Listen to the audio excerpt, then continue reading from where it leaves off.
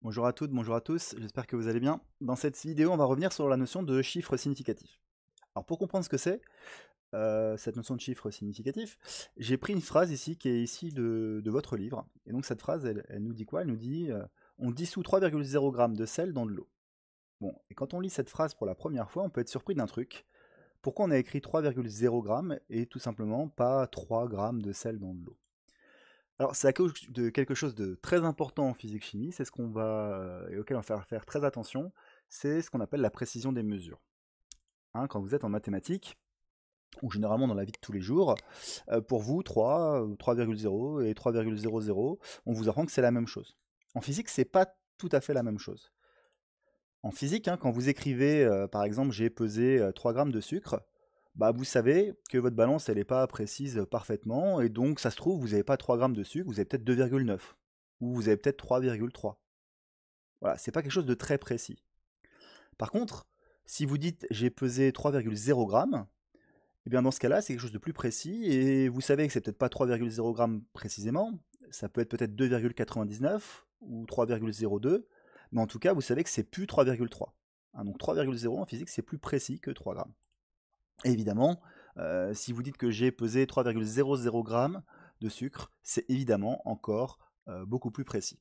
Et donc en physique, on va faire toujours attention au nombre de chiffres significatifs parce qu'ils vont nous renseigner sur la précision du résultat. Donc le truc que vous devez savoir faire en physique, c'est savoir compter le nombre de chiffres significatifs. Et le nombre de chiffres significatifs, en fait, c'est quoi? C'est simplement le nombre de chiffres dans un nombre, sauf les zéros qui sont à gauche. On dit comme ça, on comprend pas très bien peut-être, mais avec un exemple, vous allez voir, c'est super clair. Donc là, je vous donne un nombre, le nombre c'est 3,0 grammes. Donc pour compter le nombre de chiffres significatifs, je regarde si j'ai des zéros à gauche, là j'en ai pas. Donc je peux compter tous les chiffres. Donc là j'ai un chiffre, j'ai deux chiffres. Donc dans ce nombre-là, j'ai deux chiffres significatifs. Un chiffre significatif. Je prends un deuxième exemple. Ici, j'ai pas de 0 à gauche. Donc je compte le nombre de chiffres. J'en ai 1, 2, 3, 4, 5. Donc dans 31,090 kV, j'ai 5 chiffres significatifs. Donc c'est quelque chose de très très précis. Un troisième exemple, ici j'ai 0, 10,37 centigrammes. Donc là, je ne compte pas les zéros à gauche. Donc lui, c'est un 0 qui est à gauche du nombre, donc je l'efface. Et donc il me reste 1, 2, 3, 4 chiffres. Donc dans ce nombre-là, j'ai 4 chiffres significatifs. Un dernier exemple, je ne compte pas les zéros à gauche ici. Il m'en reste donc finalement que 1, 2, 3 chiffres. Donc dans 0,00100, j'ai 3 chiffres significatifs.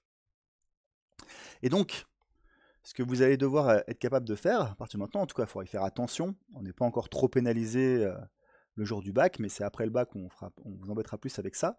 C'est quand vous allez faire un calcul, il faudra penser à écrire le résultat avec le même nombre de chiffres significatifs que la donnée qui en contient le moins. Alors là encore, écrit comme ça, c'est peut-être pas évident à comprendre, mais avec un exemple, vous allez voir, c'est évident. Donc là, je vous ai pris un petit exercice que vous auriez pu faire en classe de 6e. Je vous dis que Paul, il a parcouru 10 mètres en 3 secondes. Et je vous demande quelle est sa vitesse.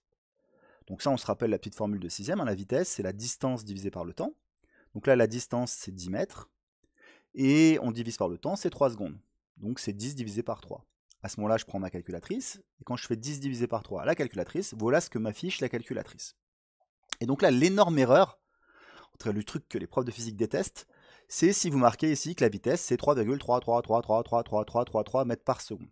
En fait, c'est là où il va falloir faire attention au nombre de chiffres significatifs. Dans le calcul que vous venez de faire, 10 divisé par 3, vous regardez combien il y a de chiffres significatifs en haut et en bas. Donc là, en haut, dans 10, j'ai deux chiffres significatifs.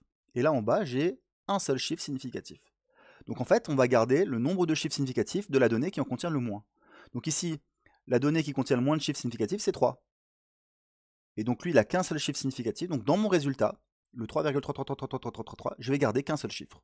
Et donc c'est pour ça que la vitesse ici de Paul, elle est de 3 mètres par seconde.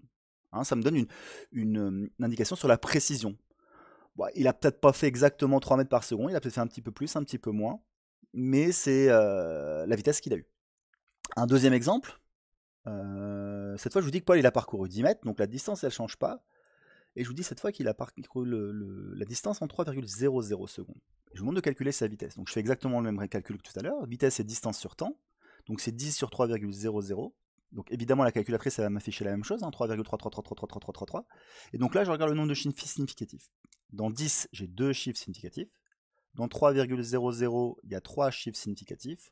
Donc je vais écrire mon résultat avec le plus petit nombre de chiffres significatifs, c'est-à-dire 2. Donc là, je vais regarder simplement les deux premiers chiffres, et donc je vais simplement dire que la vitesse de Paul, elle est de 3,3 mètres par seconde. Donc vous voyez que l'exercice, ça a l'air d'être le même dans les deux cas, sauf qu'ici, j'ai une meilleure précision sur la distance, enfin j'ai la même précision sur la distance, mais une meilleure précision sur le temps, donc c'est normal que j'ai une meilleure précision sur la vitesse. Là, j'avais qu'un chiffre de précision sur la vitesse, là, j'ai 2 chiffres de précision sur la vitesse. Donc voilà, le réflexe qu'il faut avoir, c'est quand vous allez faire un calcul, évitez à chaque fois de recopier tous les nombres donnés par la calculatrice.